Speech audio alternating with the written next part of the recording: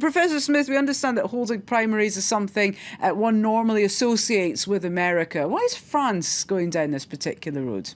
Well, I think it's precisely because, as they found in the past, that not holding primaries and waiting until the first round can be very divisive.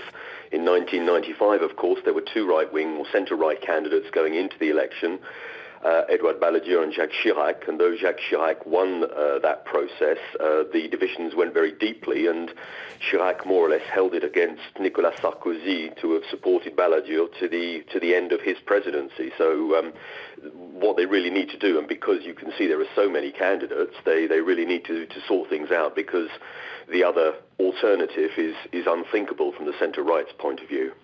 Well, what would you say this diverse field of candidates says about the states of the centre-right in France at present? I think it says that, well, it might say on the one hand that they've actually got some quite strong candidates, certainly stronger than the left seem to have. You have, as you mentioned in your lead-in, two former prime ministers and a former president. It underlines that we're in new territory in French politics, in the sense that you can have a president who's lost an election coming back and running for the candidature in the first place. But it also suggests the mechanisms of these primaries also allow other people to put themselves in the shop window, as it were. So those candidates who aren't amongst the front three will be trying to get enough votes this time round to position themselves for the moment when the winner is setting up a government, as they hope they will. I mean, if you think about 2011, it's exactly what Manuel Valls did. He only got 5% of the vote in the socialist primary in the first round, but now he's prime minister. We have those three front runners. How far apart are they ideologically? I mean, do the voters in these primaries have much of a choice with these three? I think there are two. It's two versus one, as it were. I think that there's a great deal of similarity, certainly in personality, perhaps not so much in ideology, but between Fillon and Juppé. Sarkozy, of course, tends to camp a little bit further to the right, with a more authoritarian, certainly a more disciplined, further, perhaps closer to Le Pen than most people would like sort of discourse.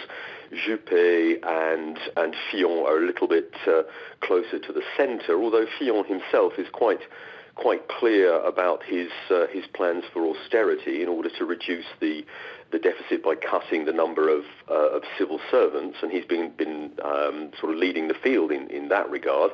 But there does seem to be, certainly at the level of discourse, quite clear water between Sarkozy parking himself a bit closer to the far right without going all the way to the far right, and Juppé and Fillon a bit closer to the centre and probably more likely to appeal to centre voters. And just quickly, you mentioned that France is moving into new territory, really, as these primaries illustrate. We're also moving into new territory globally, really, given the recent Brexit and Trump votes. The polls here have this race as a three-hot race. I mean, can we trust them, given the state of politics and sentiment worldwide?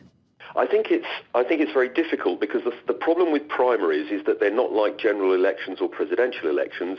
People are kind of self-selecting themselves. We're not looking at the whole electorate going out. We're looking at people who may have said they're going to participate, but might, when they get up this morning, think they can't be bothered because the weather's bad or whatever.